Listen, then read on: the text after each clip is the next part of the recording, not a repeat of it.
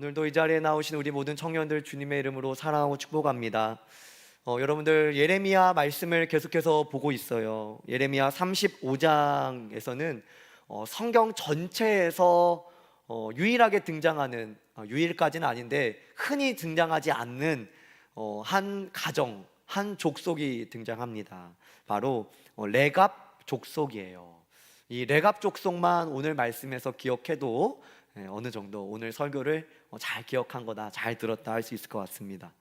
오늘 말씀에서 나오는 이 레갑 족속을 통해서 저는 비효율적이지만 순수한 믿음, 뭐라고요?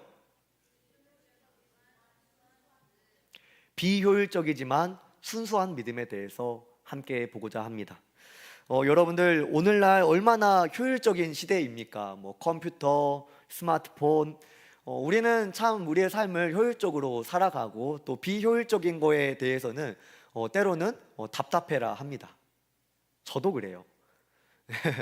비효율적인 거에 대해서 잘 못 참겠고 사실은 더 좋은 방법이 있으면 그렇게 했으면 하는 마음이 있어요. 그런데 효율적인 것만 따지다 보면 때로는 우리가 놓치는 게 있더라고요.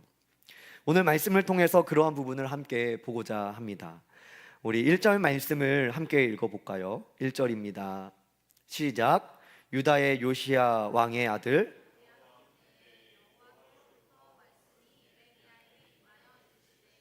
아멘.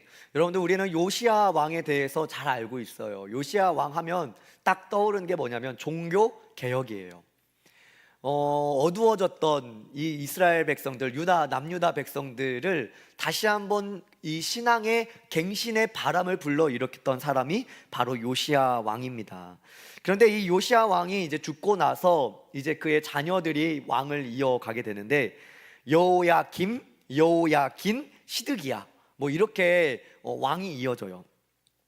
오늘 나오는 이 여호야김 왕 때라는 그 시대적인 배경을 1절 말씀에서는 말해주고 있는 것입니다. 이때 당시는 어떤 때냐면 바벨론이 아직 이렇게 공격하러 들어오기 전이지만 이 여호야김 시대 때 1차 침략이 일어나게 됩니다. 그러니까 이 아수르라는 이 강국이 이제는 쇠퇴하게 되고 반면에 아수르의 뒤를 이은 바벨론이 이 신흥 강국으로 막 일어서는 때가 바로 이 때입니다. 그런데 이 요시야가 여러분들 제가 앞서 말씀드렸죠. 종교개혁을 일으켰어요. 그런데 그 바람이 그렇게 오래 가질 않았어요. 그래서 이 요시야가 죽고 나서 이스라엘 남유다 백성들은 신앙의 혼란을 겪게 됩니다. 갈팡질팡하는 거예요. 왜 그러냐면 이 왕 자체가 때로는 강대국인 애굽을 의지하기도 하고 또 바벨론을 의지하기도 하는 것처럼 자꾸만 하나님을 의지하기보다는 다른 곳에 마음을 두었기 때문입니다. 이렇게 남유다가 애굽과 바벨론 강대국을 조금 더 의지하고 어떤 외교적인 정말 효율적이고 누가 봐도 합당한 이 수단, 이 외교적인 수단으로 이 나라의 어려움을 이겨내 보려고 했던 때입니다. 그런데 여러분들 잘 생각해 보면 솔로몬 이후부터는 여러분들 우리는 솔로몬이 좋은 왕이라고 생각하지만 솔로몬이 말년에 엄청 안 좋아요. 사실은 솔로몬 때부터 했던 게 뭐냐면 전략적인 외교예요. 전략적인 외교로 나라가 부강해졌습니다. 부강해졌다는 것은 돈도 많아지고 강력해졌다는 거예요. 그러나 반대로 그들의 신앙은 하나님과는 점점 멀어졌던 것을 우리는 볼 수가 있죠. 여호야김 이 왕 때 바벨론이 신흥 강국으로 등장하게 되고 바벨론의 1차 침략을 받게 됩니다. 그리고 그 다음 여호야긴 왕 때는 결국엔 이 바벨론 앞에 무릎을 꿇게 되는 거예요. 이러한 시대 가운데 예레미야에게 하나님께서 말씀하셨다라는 거예요. 예레미야가 이런 하나님의 말씀을 듣고 순종해서 그렇게 하게 되죠. 근데 오늘 말씀에서 너무나 이해가 안 되는 그런 말씀이 나옵니다. 예레미야가 레갑 사람들, 그러니까 레갑의 가족들, 말하면 좀 어렵지만 레갑 족속들을 다 모아요. 그런데 성전에 있는 어디요? 성전에 있는 한 방으로 모으고 그들에게 포도주를 마셔라 라고 말합니다. 경건하게 살아가고 있는 우리 청년들은 이해를 잘 못하겠죠. 하지만 그랬다라는 거예요. 성전에서 일어나는 이러한 일이 하나님 앞에서, 성전에서 왜 이런 일이 일어났느냐? 하나님 앞에서 라는 의미를 가지고 있는 거예요. 우리 5절을 한번 같이 읽어볼까요? 시작.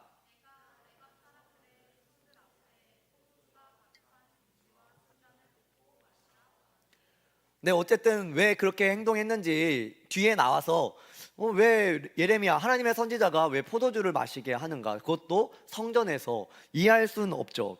그러나 이후에 나오는 이 레갑 자손들의 말을 통해서 우리는 왜 예레미야가 이 레갑 자손을 시험하는 듯한 이러한 행동을 했는지 우리는 볼 수가 있습니다. 6절과 7절입니다. 함께 읽습니다. 시작. 그들이 이르되 우리는 포도주를 마시지 아니하겠노라. 레갑의 아들 우리 선조 요나답이 우리에게 명령하여 이르기를 너희와 너희 자손은 영원히 포도주를 마시지 말며 너희가 집을 짓지 말며 파종도 하지 말며 포도원을 소유하지도 말고 너희는 평생 동안 장막에 살아라. 그리하면 너희가 머물러 사는 땅에서 너희 생명이 길리라 하였으므로. 아멘. 여러분들, 예레미야가 하고 있는 이 행동은 무언가를 확인하기 위해서였어요. 이 레갑 자손들이 그 언약을, 그 명령을 잘 지키고 있는가. 그런데 예레미야가 이제 포도주를 따라주면서 이해 못할 행동을 하지만 성전에서 그렇게 합니다. 성전에서 대단한 선지자가 이제는 그런 행동을 하는 거예요. 그런데 레갑 자손이 그 포도주를 거부합니다. 거부하게 돼요. 왜 그러냐? 왜 그러냐? 그게 오늘 말씀에서 굉장히 중요한 부분이에요. 단지 포도주여서 그랬던 게 아니에요. 이 레갑 자손들은 이렇게 말하죠. 선조 요나답 때부터 우리 자손이 계속해서 지켜오던 겁니다. 그러니까 우리의 선조, 우리의 조상, 이 요나답 때 우리에게 하신 말씀이 있기 때문에 우리가 그것을 오늘날까지 지키고 있습니다 라는 거예요. 여러분들, 이 선조 요나답, 여러분들, 그러면 레갑 자손은 지금 몇 년이나 포도주를 마시지 않고 이렇게 살아왔을까요? 심지어 여러분들, 오늘 말씀에 보면은 이게 술을 안 먹는 것뿐만이 아니에요. 집도 짓지 말며 파종도 하지 말며 포도원을 소유도 하지 말고 평생 동안 장막에서 살아라. 여러분들, 평생에서 장막에서 살아라는 거는 너희들은 유목민으로 살아라는 거예요. 돌아다니면서 살아라는 거예요. 그러니까 너희들은 어느 한 곳에 정착해서 살지 말라는 거예요. 여러분들, 이 선조 요나답 때는 무려 약 250년 전이에요. 몇 년이요? 250년. 그러니까 레갑 자손이 지금 거의 한 250년간 이 말씀에 따라서 스스로 불편함을 자초해서 살고 있었다라는 거예요. 과거부터 오늘까지 우리는 포도주를 먹지 않습니다. 왜 그러냐면 우리 선조 때부터 우리에게 하신 하나님의 말씀이 그랬기 때문입니다 라는 거예요. 집도 짓지 않고 포도원도 가지지 않고 포도주도 마시지 않으며 장막에서 살아가는 그들의 삶. 그러면 우리는 이렇게 생각할 수 있겠죠. 그러면 이 사람들은 어떻게 살아요? 빌어먹고 살아요? 아마도 유목민으로 살았을 것이라 이렇게 추측할 수가 있습니다. 그러니까 유목민이 뭐냐면 양을 치며 사는 거예요. 여러분들, 이스라엘 백성들은 원래 양 치는 족속이었어요. 아브라함 때부터 양을 치면서 살아왔던 족속입니다. 이들은 원래 장막을 치면서 풀이 많은 쪽으로 이 양들을 몰아가면서 살았던 백성들이었어요. 그런데 이 레갑 자손들은 여전히 그렇게 살고 있었던 겁니다. 레갑 자손은 스스로 불편하지만 말씀을 따라 살았던 거예요. 전혀 효율적이어 보이지 않지만 스스로 불편을 택하고 반면에 말씀을 지키며 살았던 거예요. 이 레갑 자손들은 말 그대로 이 땅을 나그네로 살아가는 사람들입니다. 예레미야 말씀은 이렇게 레갑 자손을 소개합니다. 이들이 어떻게 그의 말씀을 지켜왔는지, 이 레갑 자손을 왜 불러서 성전에서 포도주를 따라주고 있는지, 이것을 잘 설명해 주고 있는 거예요. 그런데 이후에 나오는 말씀은 이와 반대로 이스라엘 백성들의 모습을 말씀해 주고 있어요. 우리 14절과 16절 말씀입니다. 우리 함께 읽어봅니다. 시작.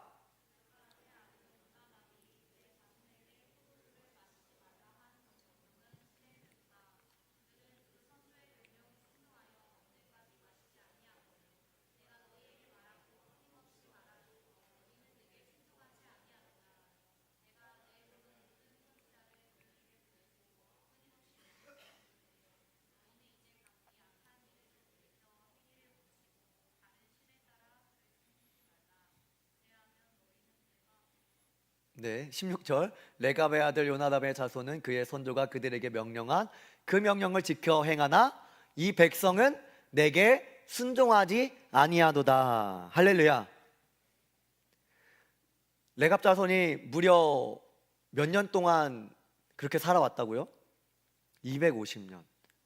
짧은 시간이 아니죠. 누구나 그렇게 할 수 있는 게 아니죠.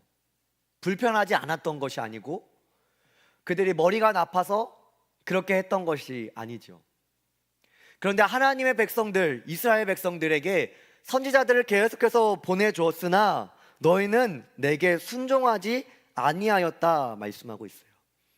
여러분들, 오늘 예레미야 말씀은 불순종의 결과는 결국 재앙밖에 없음을 말합니다. 이 재앙이 뭐예요? 바벨론에게 결국 나라가 망하게 되고 돌 위에 돌 하나가 남지 않고 그들이 그토록 소중하게 생각했던 가족들, 물질들, 그런 것들을 다 챙길 수 없이 어려움을 겪게 되는 거예요. 반면에 레갑 자손과 같이 순종의 결과는 영원히 끊어지지 아니하리라 말씀합니다. 우리 19절 말씀 함께 읽습니다. 시작.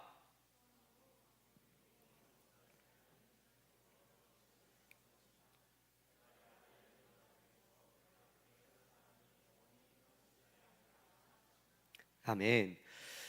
여러분들, 사실 우리는 어느 때보다 여러분들은 똑똑하고 여러분들은 어느 세대의 청년들보다 능률이 있고 효율적이에요. 그런데 그러다 보니 신앙의 순수함을 잃어버릴 때가 있습니다. 말씀 그대로 아멘하며 순종하기보다는 이 말씀이 나를 설득할 수 있어야 돼요. 이 말씀이 나를 이해시킬 수 있어야 돼요. 그래야만 순종할 수 있어요.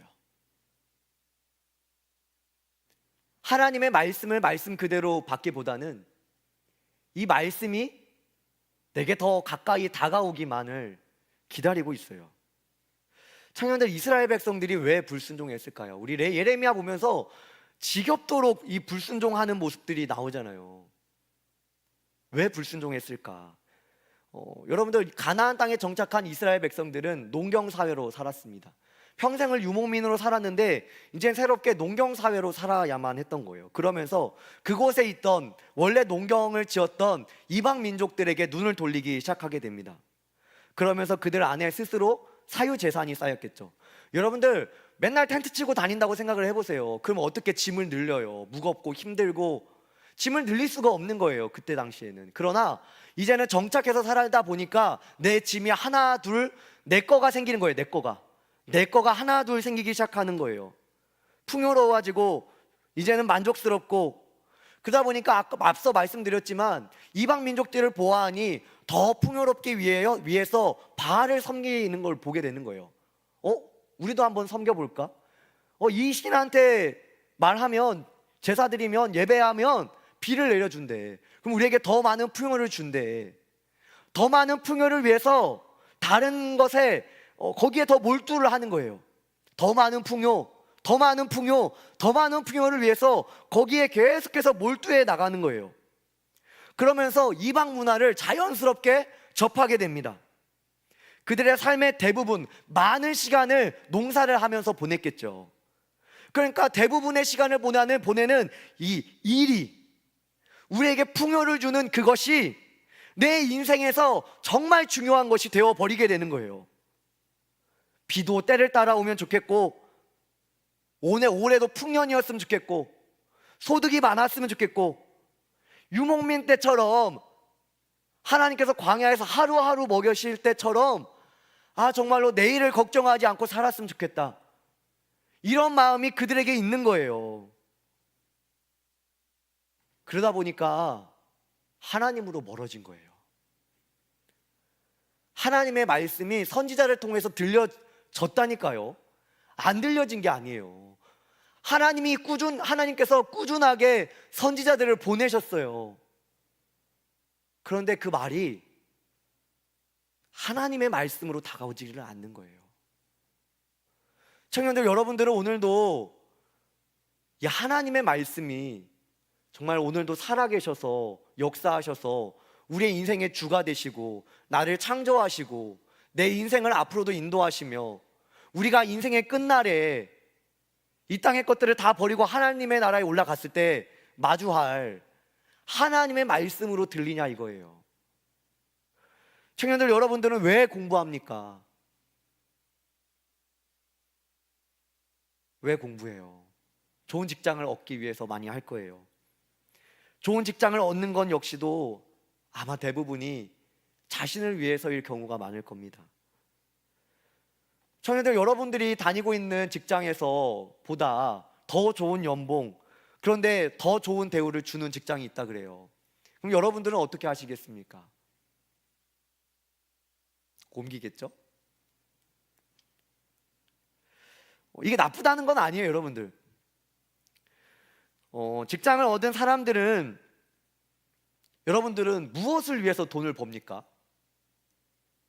여러분들의 통장에 잔고가 쌓일수록 기분은 좋잖아요.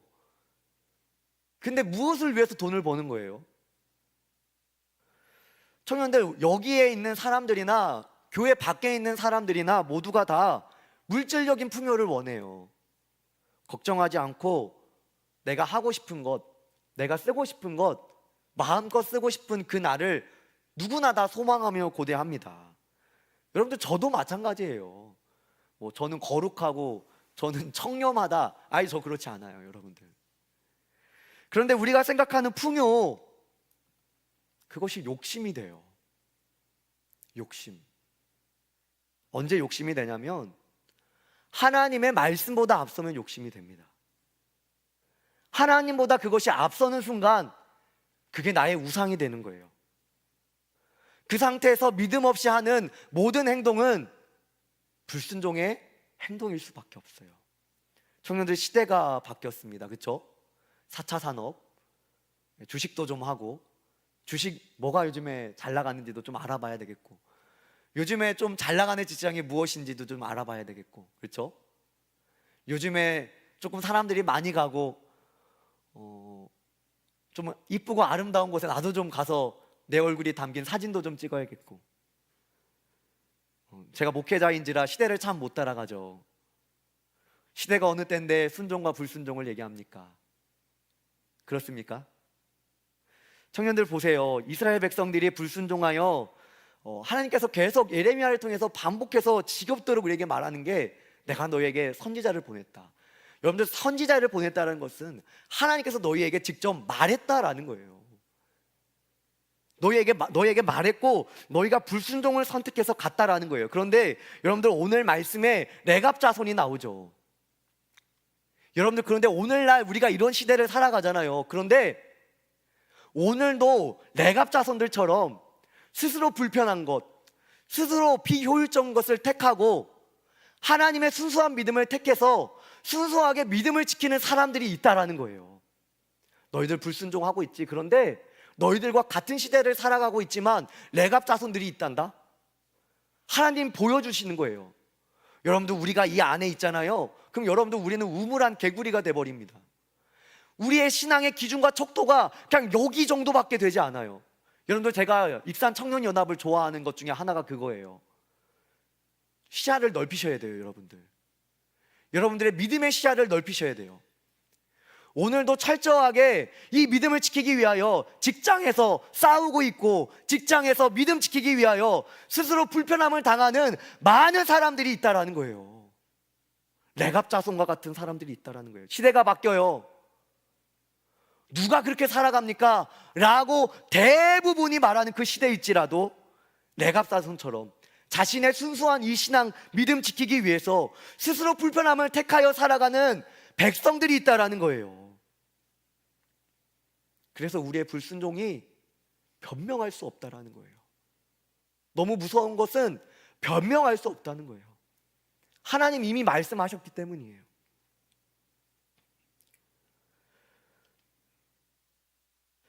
제가 이화정 목사님의 글이 있어 조금 소개를 한번 해보고자 합니다. 이화정 목사님이 이제 부모님께서 요양병원에 입원하셔가지고 부모님을 이제 요양병원으로 모셔다 드리고 부모님의 집을 정리하다가 어머니의 기도 노트를 발견했다고 합니다. 이 이화정 목사님의 어머니인 이 권사님은 30년 동안 1950시간 동안 38권의 기도 노트를 기록을 하셨다 그래요. 대단하시죠? 근데 이 부모님이 어떻게 사셨냐면 남의 집 염전에서 짐승처럼 일을 했다 그래요. 평생 동안 가난해서 벗어나질 못했다 그래요. 그리고 잔혹한 인생이 핥히고 간 상처가 너무 컸지만 어머니는 그 모든 일을 하나님의 뜻 안에서 해석했다고 합니다. 또 어머니의 인생 가운데 어떤 일이 있었냐면 교통사고를 당해서 장애를 판정을 받으셨다고 해요. 그리고 사기를 당해서 큰 빚을 지기도 했다고 합니다. 이 권사님이 다리가 불편하니까 교회에서 차량 운행을 해줬다고 해요. 그런데 이 어머니가 차가 오지 않는 날에도 새벽 기도를 하려고 지팡이를 짚고 교회까지 걸어가셨다고 해요. 그런데 이게 다른 이유 때문이 아니라 그렇게 가혹한 인생을 살아간 어머니의 삶에 하나님을 만나는 시간이 유일한 빛이었고 희망이었고 위로였기 때문이라고 합니다. 왜 그렇게까지만 해야 됩니까? 왜 그렇게 불편한데 그렇게까지 해야 돼요? 그런데 누군가는 불편함을 감수하면서까지 자신의 신앙의 순수함을, 자신의 유일한 위로가 예수님을 예배하는 거기 때문에 그 예배를 지키기 위해서 나아가는 우리 신앙의 선배들의 신앙의 모습이 있었다는 거예요. 여러분들은 어떻습니까? 여러분들 오늘 예배에 나왔는데 이 예배에 기대감을 가지고 나왔습니까? 오늘도 하나님께서 우리에게 말씀할 거야.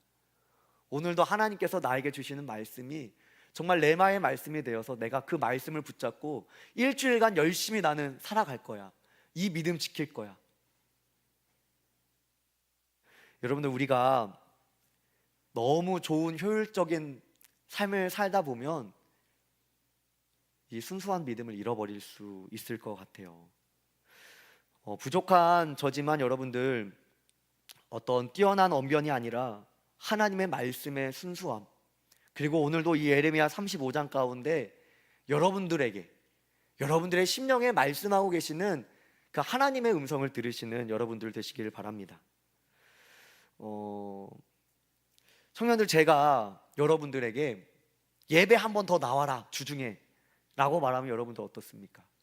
금요 성령 집회 나와라, 수요 예배 나와라, 새벽 예배 나와라. 근데 제가 너무나 강요를 하는 거예요. 그럼 여러분들은 어떻겠어요? 예배 드리면 하나님과 더 가까워지지 않겠습니까? 그건 사실 우린 고백해야 되잖아요, 그렇죠? 거부감이 들겠죠. 왜 이렇게 목사님 강요하는 거야? 내가 알아서 할 건데. 부당하게 느껴지겠죠.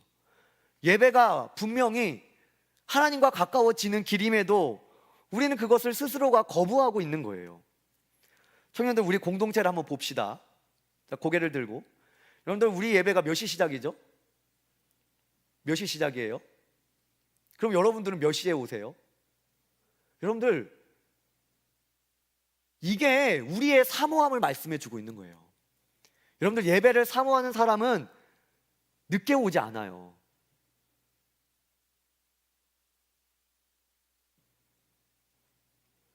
여러분들, 우리 공동체가 이렇게 된 거예요.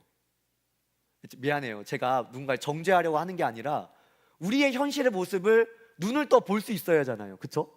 여러분들, 우리 공동체가 이렇게 된 거예요. 1시에 예배 시작인데 1시에 예배가 텅텅 비어 있는 거예요. 그냥 찬양팀은 앞에 나와서 찬양하고 있는데 앞에 두세 사람 정도만 앉아 있는 거예요. 여러분들, 우리 공동체가 이렇게 된 거라니까요. 우리의 선조들은 이렇게 신앙생활 하지 않았어요.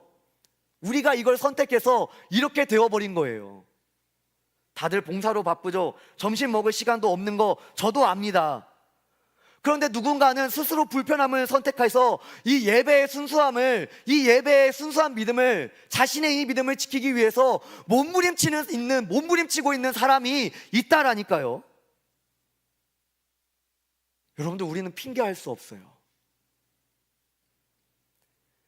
여러분들은 정말 이 예배를 통하여 하나님께서 여러분들을 만나실 것을 믿으십니까?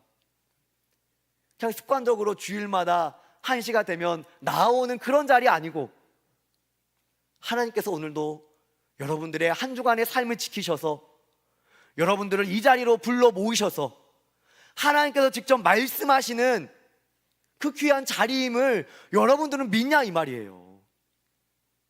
물론 이 설교자인 제가 많이 부족하죠. 그런데 기도로 준비한 이 말씀이 하나님의 말씀이며 여러분들의 심령을 향한 말씀임을 여러분들은 믿냐 이 말이에요. 시대가 어떠하든 청년들, 성도들은 시대를 따라가는 사람이 아니라 하나님의 말씀을 따라가는 그러한 순전한 믿음을 지키는 우리 모든 청년들 되었으면 좋겠습니다. 여러분들 마태복음 8장에 예수님을 찾아온 백부장은 그 믿음만으로 하인의 병을 고쳤어요. 12의 혈루증을 앓아 정말로 자신의 많은 인생 가운데 이 병 때문에 사람들에게 오해를 받으며 어려움 당했던 이 여인은 예수님의 옷자락만 만지면 내가 나을 거야 하는 믿음을 가지고 나왔습니다. 그런데 반면에 예수님과 3년간 동고동락했던 이 제자들은 풍랑 앞에서, 흔들리는 바다 앞에서 그들의 믿음을 예수님은 책망하셨어요. 순전한 믿음을 가진 자에게는 그만한 믿음을, 그만한 기적을 경험하지만 하나님의 은혜를 많이 경험했음에도 믿음이 적어 아직도 여전히 두려워하고 있는 그 제자들에게 예수님은 그들의 믿음을 책망하셨다는 거예요. 청년들, 우리가 순종하지 못하는 이유 중에 하나는 두려움 때문입니다. 내가 말씀을 따라가므로 손해보면 어떡하지? 내가 너무 거룩해져서 친구들을 잃으면 어떡하지? 내가 믿음이 너무 좋아져서 바보처럼 당하기만 하면 어떡해? 그런데 여러분들, 성경에서 많은 부분 예수님께서 우리에게 말씀하시는 것은 두려워하지 말라는 거예요.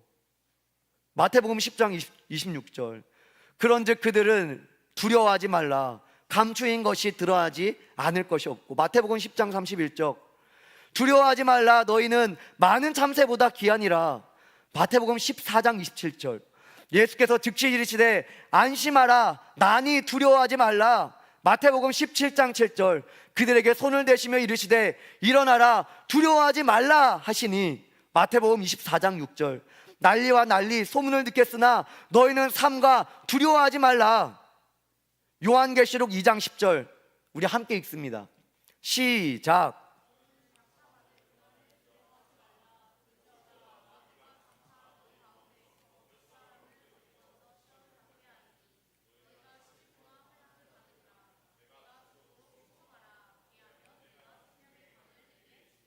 아멘.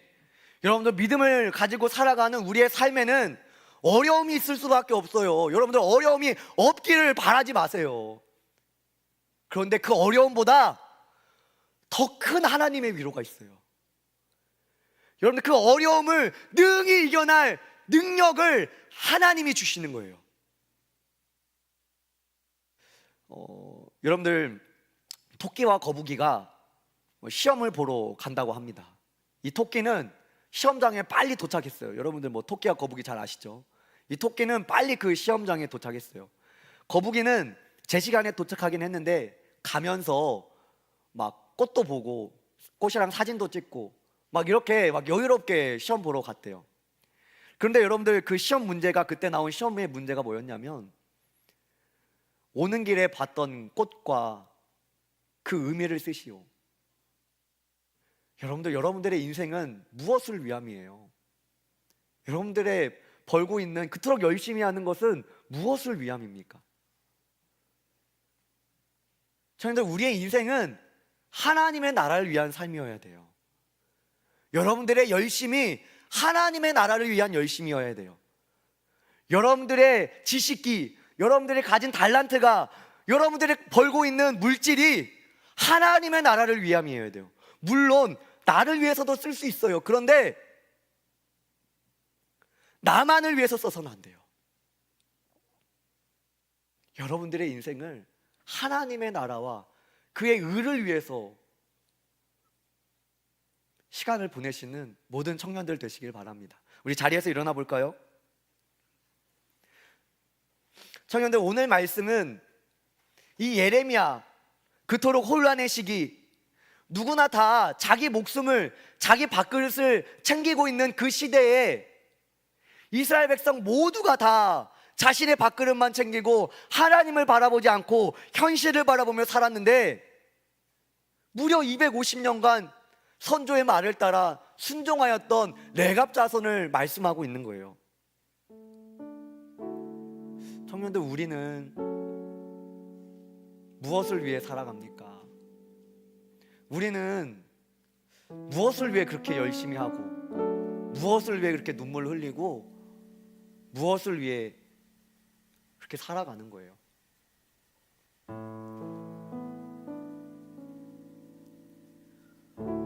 여러분들 기대했으면 좋겠습니다. 하나님께서 여러분들 안에 역사하셔서 여러분들 물질보다 더 풍요롭게 하신다니까요. 여러분들 세상에서 누리는 기쁨보다 하나님과 동행하면 더 큰 기쁨이 있어요. 여러분들 성취하고 싶잖아요. 내가 원하는 걸 꼭 이루고 싶잖아요. 그런데 하나님의 말씀은 너희는 먼저 그의 나라와 그의 의를 구하라. 그리하면 이 모든 것을 너희에게 더하시리라.